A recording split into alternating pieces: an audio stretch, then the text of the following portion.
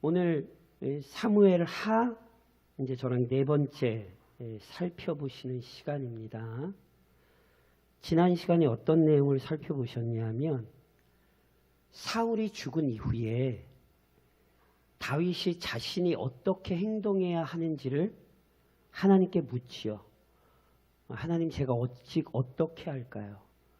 그때 하나님께서 유대 땅으로 들어가되 헤브론으로 이주하라고 아주 구체적으로 명령하셨어요.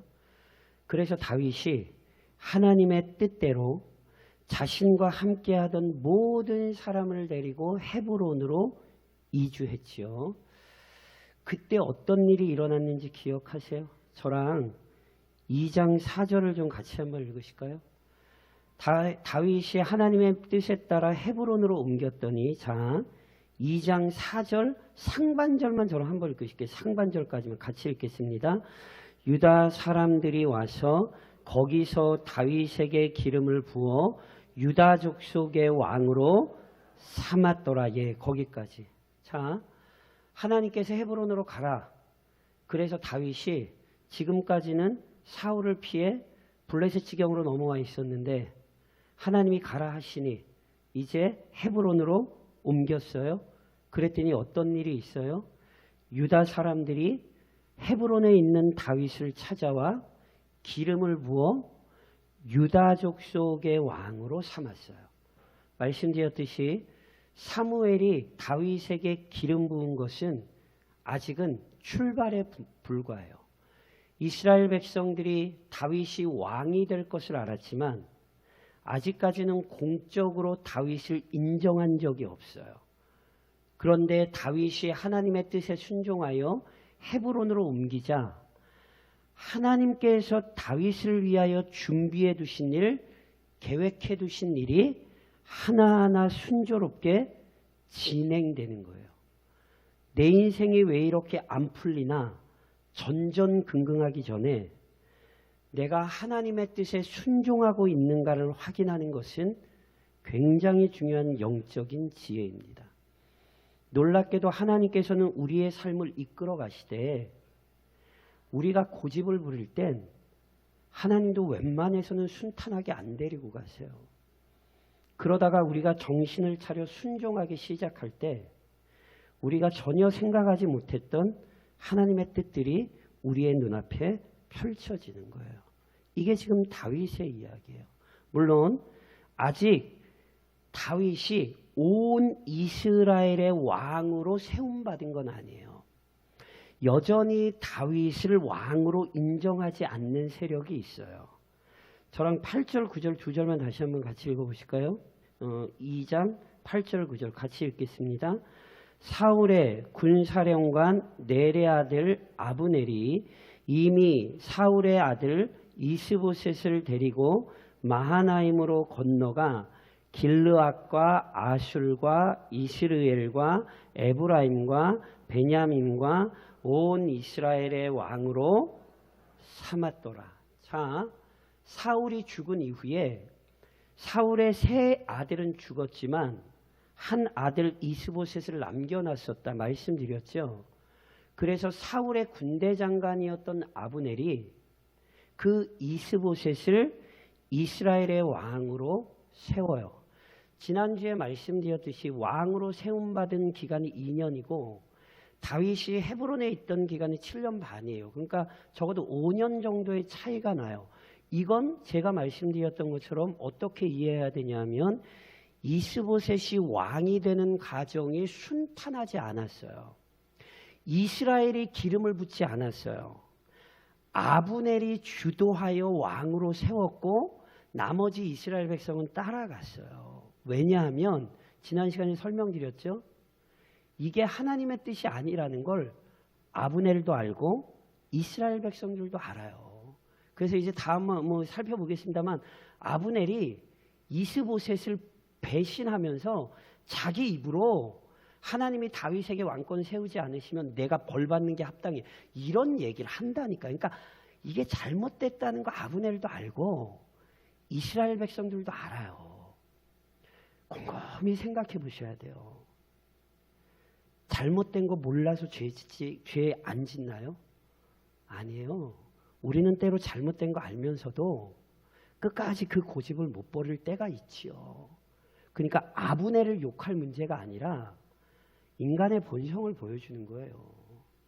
잘못된 걸 또 아는데 그래서는 안 되는 것도 아는데 실은 우리의 마음과 생각을 우리가 제대로 다스리지 못하는 거예요. 이것은 저랑 이미 사사기에서 보셨던 역사예요.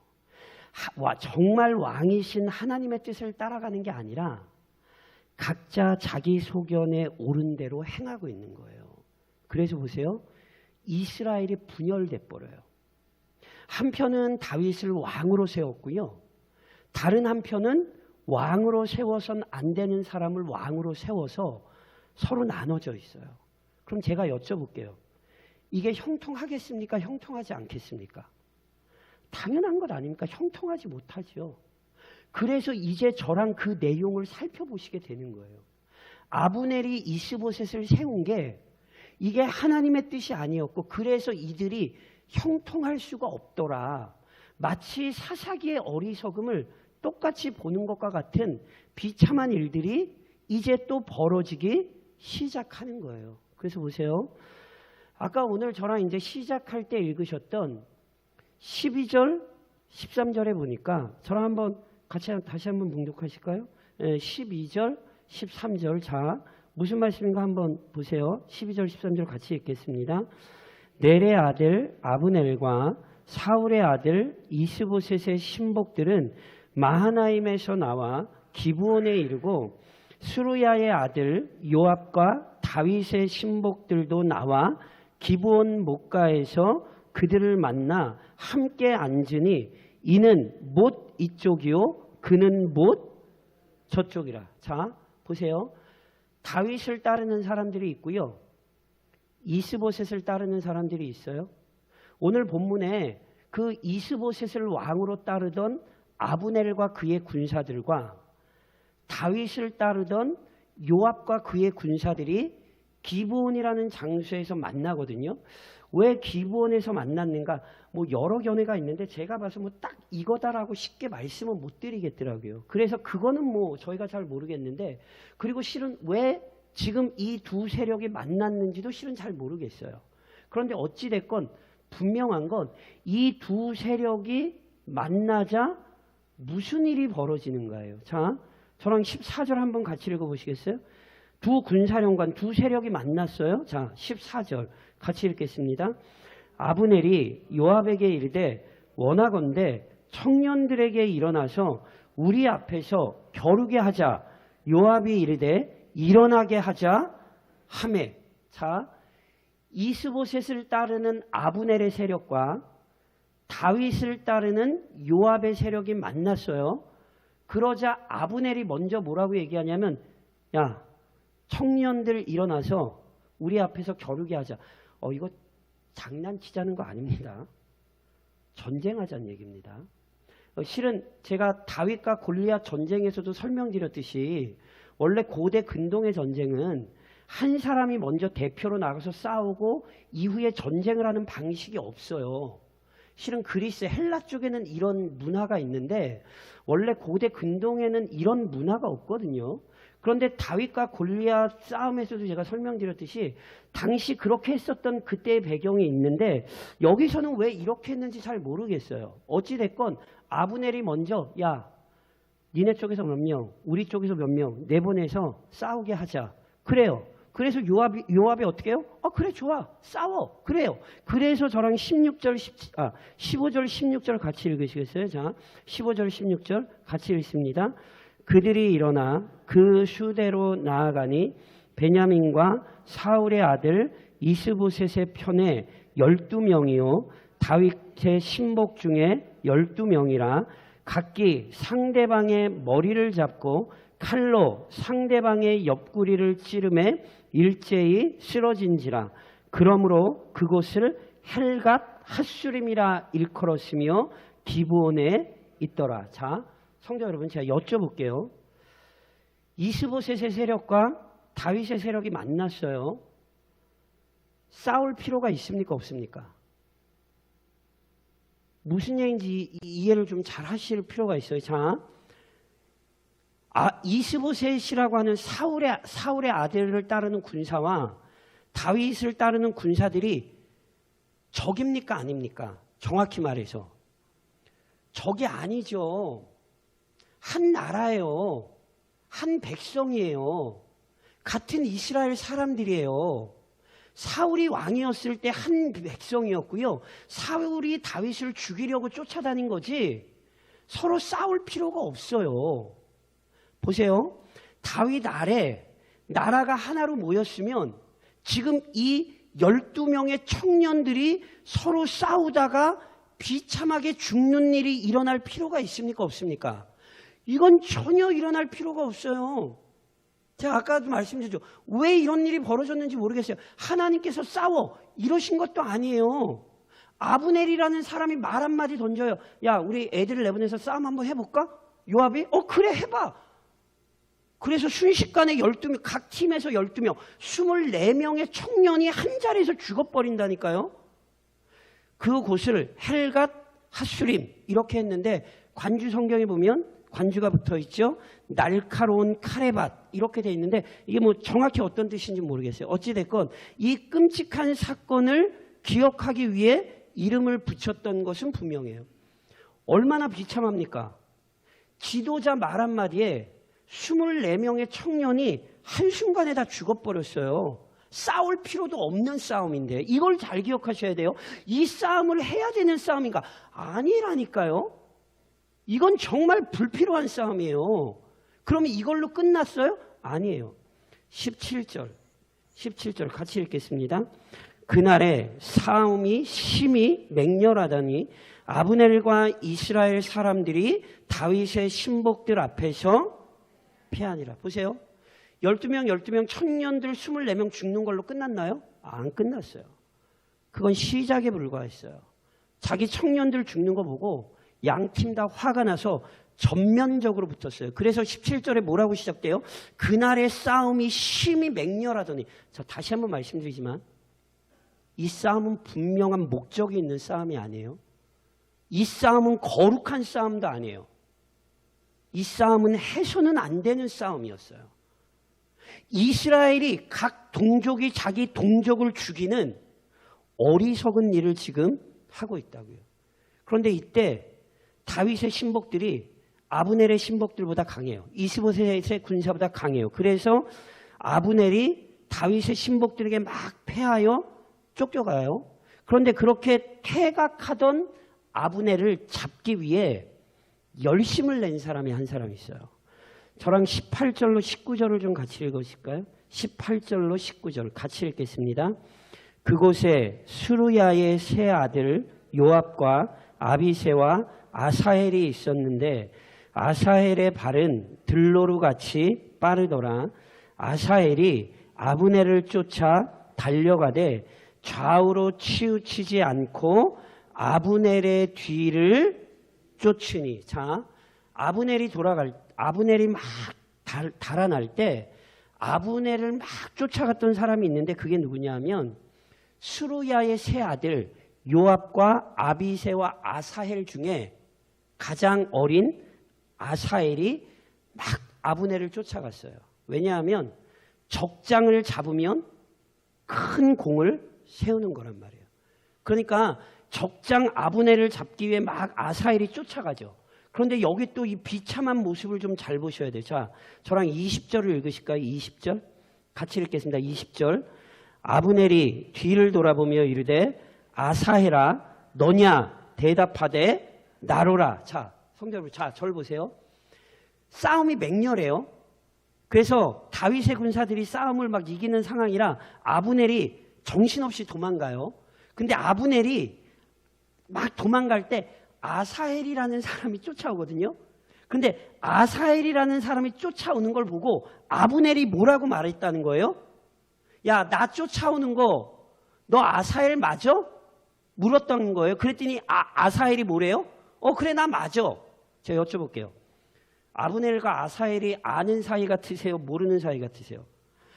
너무너무 잘 아는 사이예요. 이거 지금 잘 보셔야 돼요. 무슨 얘기냐면 지금 사울왕을 따르던 군사들이나 다윗을 따르던 군사들이나 다른 나라가 아니에요. 원래 다윗이 누구 신하였어요? 사울의 신하였잖아요. 다윗을 따르던 군사들이 원래는 다윗과 함께 누구를 따르던 군사들이에요? 사울을 따르던 군사들이에요. 얼마 전까지 한솥밥을 먹던 사이라고요. 이해하시겠어요? 그래서 그 혼란한 전장 중에도 도망치다가 야, 너 아사엘 맞아? 그래 나 맞아. 이러고 쫓아오는 거예요. 모르는 사이가 아니라 원래 한솥밥을 먹던 군사들이 지금 서로를 죽이고 있다니까. 이게 얼마나 비참한 장면인가를 보셔야 되는 거라고요. 그러면서 아브넬이 뭐라고까지 얘기하는지 아세요? 저랑 22절 읽으실까요? 22절 같이 읽겠습니다. 아브넬이 다시 아사엘에게 이르되 너는 나 쫓기를 그치라. 내가 너를 쳐서 땅에 엎드러지게 할 까닭이 무엇이냐. 그렇게 하면 내가 어떻게 내 형 요압을 대면하겠느냐 하되. 아브넬이 아사엘에게 얘기해요. 너 나 쫓지 말고. 실은 저랑 21절 알고 거기 보면 야, 너 다른 사람 쫓아서 그 사람 군복이나 뺏고 즉 다른 좀 약한 애 사로잡아서 너 취할 거 취하고 너 나 따라오지 마. 왜 따라오지 말래요? 내가 너를 쳐서 땅에 엎드러지게 할 까닭이 무엇이냐. 무슨 말인지 아시겠어요? 아브넬이 세요? 아사엘이 세요? 저랑 아브넬은 이미 봤어요. 다윗이 골리앗과 싸우러 나갈 때 사울이 자기 옆에 있는 군대 장관에게 물어요. 쟤 누구냐고. 그 군대 장관이 누구예요? 아브넬이에요. 아브넬은 당시 사울 밑에서 최고의 군사령관이에요. 아사엘은 아직 한참 어린애예요. 그래서 아브넬이 사이가 잘 아는 사이기 때문에 아사엘에게 얘기하는 거예요. 야, 너 나랑 상대 안 돼. 너 괜히 덤비다가 내가 너 죽여야겠어? 게다가 한마디 덧붙이잖아요. 네 형 요압을 내가 어떻게 보냐 너를 죽이며. 이게 무슨 얘기인지 다 친한 사이니까 다 아는 사이 전우라니까요. 그러니까 지금 성경의 기록에 지금 하고 싶은 얘기가 뭔지를 잘 들으셔야 돼요. 이게 지금 우리에게 굉장히 끔찍한 장면을 보여주는 거예요. 너무너무 원래 친밀한 사이였는데 서로 죽고 죽이는 아주 비참한 형국에 들어갔음을 보여주는 거예요. 그래서 보세요. 아브넬이 아사엘에게 경고했어요. 너 나 따라오지 마. 그러다 너 나한테 죽어. 근데 아사엘이 이 얘기를 안 들었어요. 그래서 어떻게 되는지 아세요? 아브넬이 실제로 아사엘을 죽여버려요. 아브넬에게 아사엘은 못 당한다니까요. 그리고도 전쟁이 계속돼서요. 해가 질 때까지 이 전쟁이 계속돼요. 그런데 그러다가 자 25절입니다. 25절 저랑 한번 같이 읽으실까요? 25절 같이 읽겠습니다. 베냐민 족속은 함께 모여 아브넬을 따라 한 무리를 이루고 작은 산 꼭대기에 섰더라. 자 24절 마지막에 보면 해가 졌다 이런 표현이 있는데 자 저를 보시면 두 군사가 막 전쟁을 하다가 아브넬이 막 달려가다 어찌됐건 해가 졌어요. 근데 해가 진 것만이 아니라 아브넬이 언덕 위로 올라가서 지리적인 자리를 잡았어요. 비록 쫓기긴 했지만 해가 졌고 언덕 위에서 싸우면 언덕 아래에 있는 사람들보다는 좀 유리한 입장에 있거든요. 그러니까 아브넬이 군사령관이잖아요. 똑똑하단 말이에요. 전쟁을 많이 해본 사람이에요. 그러니까 머리를 써요. 전술적으로 자신들이 조금 유리한 위치를 잡자 아브넬이 어떻게 얘기하냐면 자 26절입니다. 같이 읽겠습니다. 아브넬이 요압에게 외쳐 이르되 칼이 영원히 사람을 상하겠느냐? 마침내 참혹한 일이 생길 줄을 알지 못하느냐? 내가 언제 무리에게 그의 형제 쫓기를 그치라 명령하겠느냐? 자, 저를 보시면 자, 이 상황을 이제 이해를 하셔야 돼요. 자, 다시요. 두 군사가 막 싸우다가 아브넬이 쫓기고 있었지만 우선 해가 졌거든요. 해가 지면 싸우기 쉽습니까? 어렵습니까? 당연히 싸우기 어렵죠. 근데 다행히 아브넬 입장에서 보면 자기가 고지, 언덕 위를 자리를 어떻게든 점령했어요. 그러면 날도 어두운 데다가 자기들이 고지를 점령했기 때문에 자기들이 싸우기 쉽거든요. 그런데 승산은 없어요. 그러니까 아브넬이 먼저 지혜롭게 조금 머리를 써서 요압에게 싸움을 멈추자고 제안하는 거예요. 야, 날도 어둡고 우리가 좋은 위치 있는데 싸우면 니네가 조금 이제 손해보지 않겠어? 이런 거예요. 그러면서 칼이 영원히 사람을 상하겠느냐? 조금 다시 말씀드리면 야, 칼로 이러다가 우리 다 죽어. 이런 얘기하는 거예요. 참으로 마침내 참혹한 일이 생길 줄 알지 못하겠느냐? 이러다가 니네도 다 죽고 우리도 다 죽어. 그러면서 내가 언제 우리에게 그의 형제 쫓기를 그치라 명령하겠느냐? 그러니까 요압 이제 여기서 그만하자. 우리 휴전하자. 이러는 거예요. 그러니까 아브넬이 굉장히 계략적인 사람인 거죠. 아주 저희 말로 얘기하면 굉장히 좀 교묘한 술책을 잘 쓰는 사람이죠. 그러니까 보세요. 아브넬이 자리를 잡고 그렇게 얘기하니까 자 27절로 28절 같이 읽겠습니다. 27절로 28절 같이 읽습니다. 요압이 이르되 하나님이 살아계심을 두고 맹세하노니 내가 말하지 아니하였다면 무리가 아침에 각각 다 돌아갔을 것이요 그의 형제를 쫓지 아니하였으리라 하고 요압이 나팔을 불매 온 무리가 머물러 서고 다시는 이스라엘을 쫓아가지 아니하고 다시는 싸우지도 아니하니라. 자, 아브넬이 언덕 위에 올라서 유리한 위치에 올라서 야 그만 싸우자. 이러다가 둘 다 죽겠다. 이러니까 요압도 그 얘기를 알아들어야 못 알아들어요? 알아듣죠. 근데 그러면서 한마디 하는 거예요. 내가 하나님의 살아계심 두고 맹세하는데 내가 말하지 아니하였다면 무슨 얘기예요? 아까 이 싸움이 어떻게 시작됐어요? 아브넬이 먼저 얘기했잖아요. 야 우리 청년애들 골라서 싸움 한번 시작할까? 그러니까 아브넬이 먼저 시비 걸었잖아요. 그러니까 요압이 그 얘기하는 거야. 야 네가 아까 시비 안 걸었으면 오늘 우리 이 일을 하지도 않았어. 이미 아까 진작에 집에 다 돌아갔어. 화는 나는데 어찌됐건 여기서 요압이 뭐 해야 돼요? 멈춰야 돼요. 날이 어두워졌고 언덕 위에 있어요. 그래서 요압이 그렇게 화를 내며 나팔을 불러 군사를 모아 돌아가는 거란 말이에요. 그러면서 자 30절 31절까지 같이 읽을까요? 30절 31절 같이 읽겠습니다.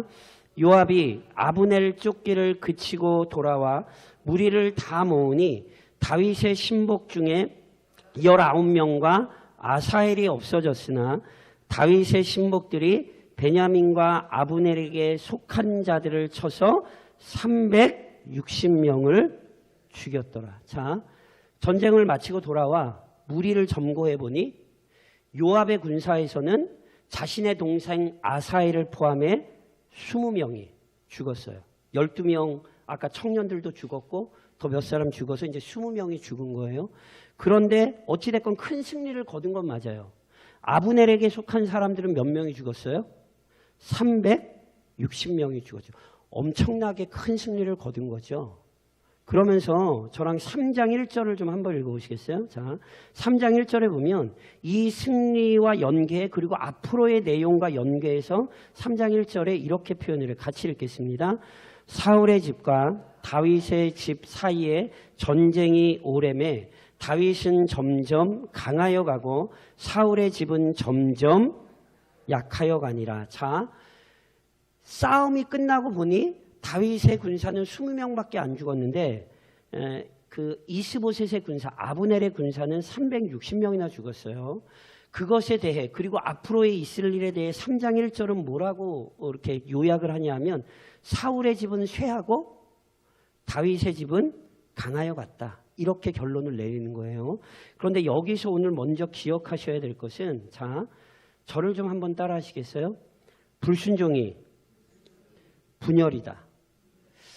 불순종이 뭐라고요? 불순종은 반드시 분열을 만들어냅니다. 자, 아까 제가 계속 설명드렸죠? 오늘 저랑 읽으신 전쟁은 정말 말 그대로 불필요한 전쟁이에요. 이게 불필요한 전쟁이 아니라 정말 어리석은 일을 행한 거예요. 왜요? 싸울 필요가 없어요. 전쟁을 할 필요가 없었던 전쟁이에요. 왜냐하면 다른 민족이 아니에요. 한 민족 이스라엘이에요. 그리고 그들은 오히려 군사를 모아 사울을 죽였던 블레셋 사람과 싸워야지 자신들끼리 싸울 필요가 없었단 말이에요. 그런데 이 일이 왜 시작됐어요? 앞서 서론에 시작했고 지난주에 살펴봤던 것처럼 하나님께서 누구를 왕으로 세우셨어요? 다윗을 왕으로 세우셨고 그 사실을 모든 이스라엘이 이미 알고 있어요. 그럼에도 불구하고 아브넬을 비롯하여 이스라엘 무리들이 이스보셋을 왕으로 세우고 분열을 일으켰잖아요. 불순종하여 분열을 일으킨 게 오늘 이 전쟁을 만들어냈어요.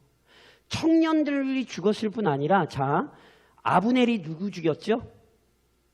이거 굉장히 무서운 얘기. 아브넬이 오늘 전쟁에서 누구 죽였죠? 아사엘 죽였잖아요. 그게 나중에 어떻게 가는지 아세요? 요압이 아브넬을 죽여요. 그리고 그것이 요압의 악이 돼요. 그러니까 이 악순환의 고리가 안 끊어져요. 아브넬이 죽을 때까지, 요압이 죽을 때까지 이 악한 고리가 연결된다니까요. 성경이 오늘 얼마나 무서운 얘기를 하는지 보셔야 돼요. 언제나 하나님 앞에 불순종하면요, 그 공동체에는 분열이 일어날 수밖에 없고, 그 공동체는 하나님의 뜻을 이루기는커녕 서로가 서로를 죽이는 비참한 상황이 발생할 수밖에 없어요. 교회의 분열의 원인은 불순종이에요. 불순종하는 교회는 반드시 분열하여 싸우게 돼 있어요. 그리고 끝까지 불순종으로 가면 그 교회의 분열은요, 절대로 하나됨의 역사를 경험할 수 없어요. 조국교회의 역사는 조국교회 역사이기도 하지만 성경의 역사는 이 사실을 우리에게 명확히 보여줘요. 그래서 항상 교회의 관심은 어디에 있어야 되냐면, 온 성도들이 정말로 순종하는가에 그 신앙을 확인할 마음이 있어야 돼요. 각자 소견에 옳은 대로 행하면 그 교회는요, 절대 평안하지 않아요. 그 교회는 끊임없이 분쟁과 논쟁에 사로잡히게 돼 있고, 그 교회에 와서 영적으로 유익을 얻는 것이 아니라 마치 전쟁터에서 청년들이 죽어나가고 군사들이 죽어나가는 것처럼 그 교회는 사람의 영혼을 살리는 게 아니라 그 교회는 사람의 영혼을 죽어나가게 하게 돼 있어요. 그게요, 성경의 가르침이고 조국교회의 역사라는 사실 부인 못하실걸요? 한국교회 성도들로서 그 사실을 모르면 이 한국교회 성도들 아니죠. 우리는 실은 그 교회의 모습들을 보아왔고 지금도 여전히 그런 교회들을 알아요. 그래서 언제나 교회는 불순종의 길에 들어서지 않도록 온 성도가 깨어 있어야 돼요. 특별히 보세요. 성탄이 뭐죠? 예수님의 순종이 하나됨을 만들었어요. 예수님께서 하늘보좌를 버리고 아기로 이 땅에 내려오셔서 죄인들을 위하여 하나님의 뜻에 순종했을 때 하나님과 죄인 사이가 하나가 됐죠. 죄인과 죄인 사이가 하나가 됐어요. 그래서 교회는 이걸 배워야 돼요. 교회가 하나님 앞에 순종함으로 교회는 하나됨의 역사를 일구어야 되는 거예요. 불순종으로 인하여 분열을 만들어내는 사람들이 아니라 순종으로 인하여 하나됨을 만들어낼 수 있어야 되는 거죠.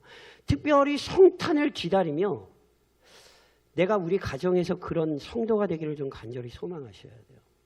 내가 먼저 순종하면 아까 서론에 왔던 것처럼 다윗이 순종할 때 하나님께서 계획하신 일이 하나하나 풀어줬잖아요. 다른 사람이 아니에요. 내가 먼저 순종하면 하나님께서 그 일을 통해 역사하실 거예요. 그 믿음으로 우리는 성탄을 기다려야 되고 우리는 앞으로 그 믿음을 지켜야 돼요. 더 나아가 다시 한번 따라 하시겠어요? 망하는 세상, 흥하는 천국. 뭐라고요? 망하는 세상, 흥하는 천국.